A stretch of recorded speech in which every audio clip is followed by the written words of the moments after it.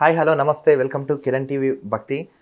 Present మన స్టూడియోలో మనతో ఉన్నారు ప్రముఖ ఆధ్యాత్మికవేత్త, ఆస్ట్రాలజర్, అధర్వణ వేద పండితులు శ్రీ ముల్లపూడి సత్యనారాయణ గారు. స్వామిజీ నమస్తే అండి. నమస్కారం అండి దిలీప్ గారు. 12 రాశులు, ప్రతి మనిషికి రాశి బట్టి జీవిత కాలగమనం కానీ గ్రహరీత్యా కానీ ఉంటుంటాయి.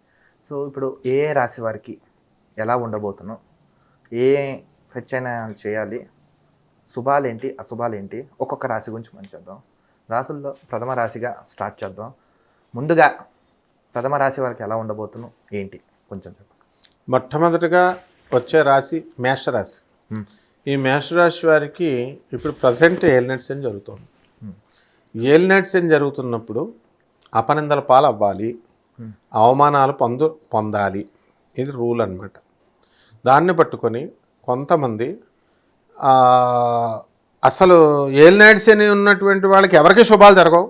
ఏలినాటి శని సమయంలో కూడా శుభాలు జరుగుతాయని చెప్పే జ్యోతిష్కుడిని నేను కాదు అని కొంతమంది చెప్తూ ఉంటాడు.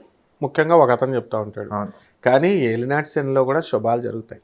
అంటే మన శనిలో అర్ధాష్టమ శని, ఏలినాటి శని, ఇలా రకాలు కూడా ఉంటాయి అంట. అవును, అష్టమ శని, అర్ధాష్టమ శని, అష్టమ శని, ఆ తర్వాత ఏలినాటి శని ఉంది. అర్ధాష్టమ శని ఏం చేస్తుంది, కాలు ఎరగొట్టి పడేస్తుంది. మళ్ళీ వాడు ఫ్రాక్చర్ అయిపోతే హెయిర్ లైన్ ఫ్రాక్చర్ అయినా మంచిగా బాగు వాళ్ళ జీవితంలో కొంచెం ఎదుర్కొనే దెబ్బలు కొంచెం తగులుతాయి, కానీ అంత ప్రమాదం కాదు. ఎస్, అష్టమ శని అంటే మొత్తం కాలు ఎరగొట్టి బెడ్ మీద పడేస్తాయి. ఆ ఏలినాటి శని సమయంలో మొత్తం పైకే లేపేస్తాయి. అంటే క్రానిక్ డిజీజ్ ఇచ్చేస్తాయి. లేకపోతే చేసి కొంచెం మళ్ళీ అరే బాబు హాస్పిటల్ బిల్లు అడుగుతాడేమో ఈడు అని చెప్పేసి ఎవరు మనకు ఫోన్లు చేయరు తర్వాత. అందువలన మనుషులు ఎవరు మనకు హెల్ప్ చేసేవాళ్ళు ఎవరు, హెల్ప్ చేయని వాళ్ళు ఎవరు, ఏలినాటి శని నేర్పిస్తారు అనమాట. శనీశ్వరుడు అంటే ఎవరు అనుకుంటున్నారు, జగద్గురు అనమాట ఆయన. కాబట్టి ఈ భూలోకంలోకి వచ్చినప్పుడు ఒంటరిగా వచ్చినటువంటి జీవుడు ఒంటరిగా పోవాలి. కాబట్టి ఆయన జాగ్రత్త అని ఈ ఏలినాటి శని సమయంలో ఫ్రెండ్స్, గర్ల్ ఫ్రెండ్స్, తర్వాత మా బంధువర్గాలు వీళ్ళంతా ఏదో నీకు పీకుతారు ఏకుతారు అనుకుంటున్నావు.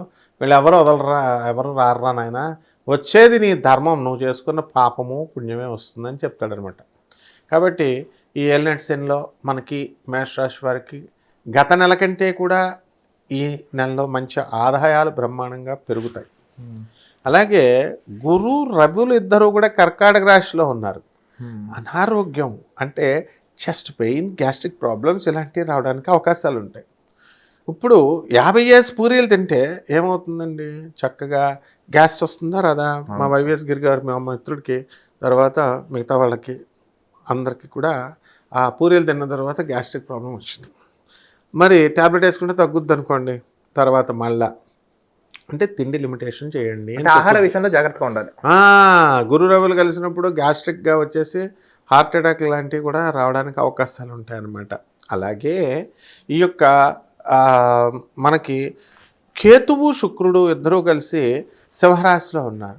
భార్య కదా, మనం ఇష్టం వచ్చినట్టు తిట్టేద్దాం, ఆమెను పడి ఉంటుంది, బయట ఫ్రస్ట్రేషన్ అంతా భార్య మీద చూపిద్దామని చాలామంది బిల్డప్లు ఇస్తారు, ఇంటికి వచ్చి ఎరగొట్టేస్తుంది అనమాట. అప్పుడు ఎప్పుడైతే శని కేతువుతో సింహరాశిలో ఉన్నప్పుడు కనుక భార్యను కెలుక్కుంటే వెళ్ళిపోయి మామూలుగా ఉండదన్నమాట, ఎరగదీసేయడం ఉంటుంది. అందువలన కేతు అంటే అదే, అంటే కోపాన్ని తెప్పిస్తాడు, పట్టుదలను తెప్పిస్తాడు, మూర్ఖత్వాన్ని తెప్పిస్తాడు. ఈ విధంగా స్త్రీలతో చాలా జాగ్రత్తగా ఈ మేషరాశి వాళ్ళు ఈ సమయంలో ఉండాలి. ఇకపోతే వ్యాపారాలు కావాలి కదా అందరికీ. ఏం వ్యాపారాలు ఉంటాయి చెప్పండి జనరల్గా? కిరాణా వ్యాపారం, హాస్టల్ వ్యాపారం, వడ్డీ వ్యాపారం, బట్టల వ్యాపారం, వడ్డీ వ్యాపారం, ఈ వ్యాపారాలన్నీ ఉంటాయి. ఈ వ్యాపారంలో టాప్ వీళ్ళంతా ఏలినాటి శని సమయంలో వీళ్ళంతా కూడా అమెరికా ఫ్లై అయిపోతారు. అందువలన వీళ్ళందరికీ కూడా విదేశాలకు వెళ్ళాలనుకునేటటువంటి వాళ్ళందరికీ కూడా మంచి అవకాశాలు వస్తాయి. విద్యార్థులు కూడా బ్రహ్మాండమైనటువంటి రిజల్ట్స్ వస్తాయి అన్నమాట.